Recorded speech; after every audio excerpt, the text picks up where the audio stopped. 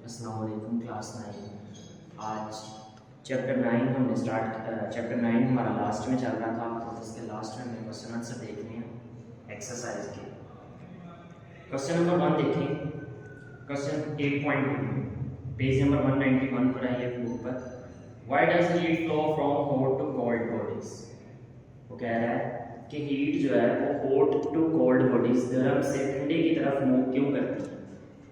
आप बोर्ड पर देखें, heat flow from hot to cold body because of change in temperature. When temperature is same, there is no change in energy due to heat flow. सबसे बड़ा जो इसकी सबसे बड़ी वजह है वो चेंज इन टेम्परेचर।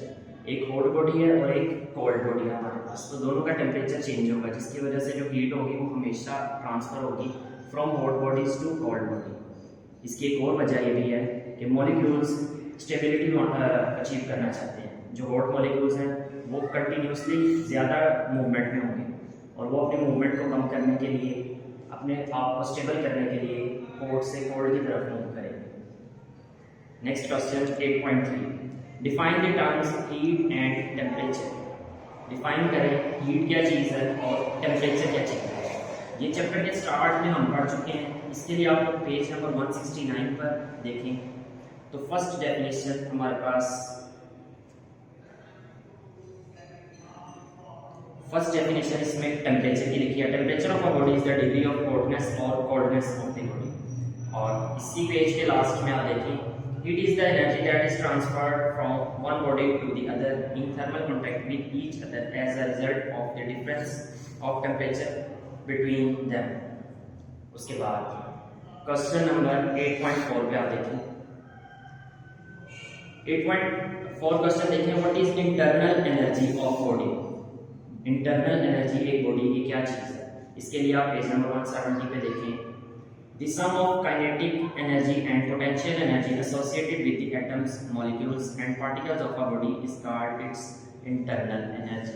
अच्छा स्टूडेंट्स, इसमें एक बात और, अब हम डिटेल में इसको स्टडी नहीं कर रहे। हम जब चैप्टर स्टार्ट किया था हम इसको ब्रीफली स्टडी कर चुके हैं, इसीलिए सिर्फ और सिर्फ निशान हम जो बुक पे मार्क कर रहे हैं। इसके अलावा जो क्वेश्चन बुक पे नहीं है वो हमने कोशिश की है कि बोर्ड पे लिखवा दें, और जिनके आंसर बुक पर हैं उनके पेज नंबर यहाँ पर लिखें। इसके बाद देखिए 8.5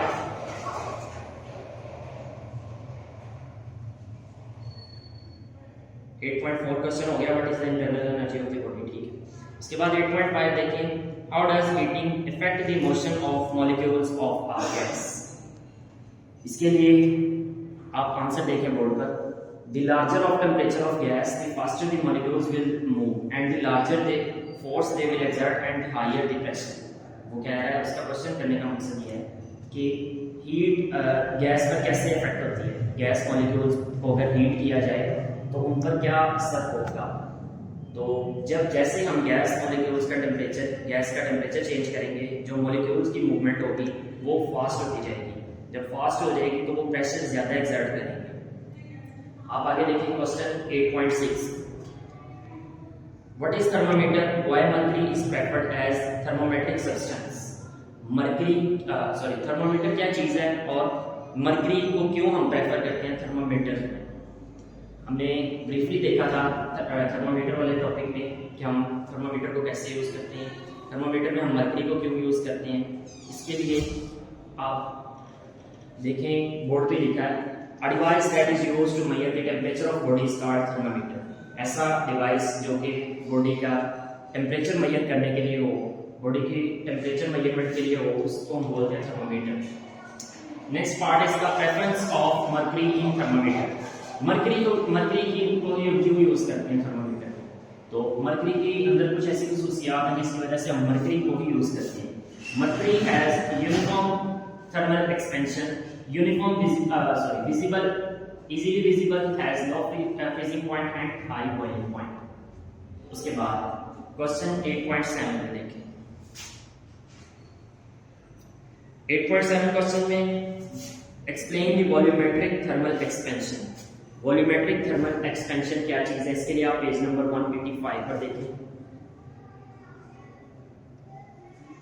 पेज नंबर 185 पर पूरा लॉन्ग क्वेश्चन लिखा है, volume of a solid, complete long question page number 186 था। उसके बाद 8.8 क्वेश्चन में देखें, define specific heat, how would you find the specific heat of a solid। 8.8 question के लिए आप पेज नंबर 174 पर देखें।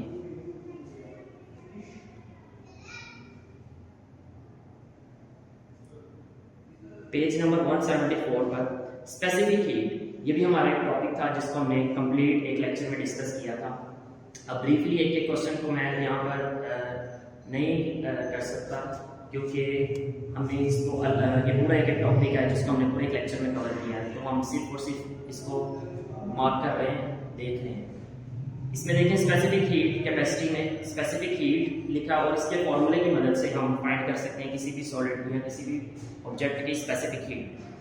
उसके बाद क्वेश्चन नंबर 8.9,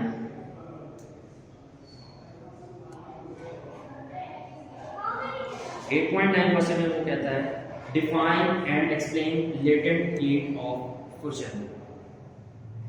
8.9 क्वेश्चन के लिए पेज नंबर 178, पेज नंबर 178 पर देखें लेटेंट हीट ऑफ फ्यूजन। इसमें इसकी डेफिनेशन से नीचे it is required to melt 1 kg of ice into water at 0 degree Celsius. यहां तक इसको कंप्लीट देखेंगे आप। उसके बाद 8.10 हमारा question define latent heat of vaporisation. इसके लिए आप पेज नंबर 180 पर देखेंगे। 180 पर definition with delta Q V is equal to M H V. यहां तक आप इसको कंप्लीट करेंगे। 8.11 क्वेश्चन देखें,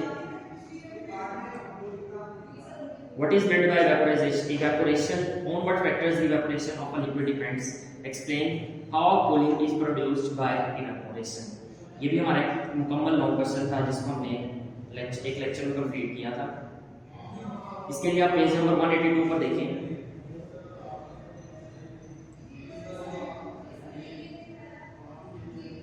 पेज 182 पर evaporation is the changing of liquid into vapors from the surface of liquid without heating it। ये इसकी डेफिनेशन हो जाएगी और इसके बाद आप करेंगे कि ये किस फैक्टर्स पर, किन फैक्टर्स पर, कौन से फैक्टर हैं जो इस पर असरअंदाज होते हैं। इसमें सबसे पहला फैक्टर टेम्परेचर, फिर सरफेस एरिया, विड्थ और नेचर ऑफ द लिक्विड। ये आप कंप्लीट करेंगे। बस आज का लेक्चर यहाँ तक ही होगा। मिलेंगे अगले वाले लेक्चर में।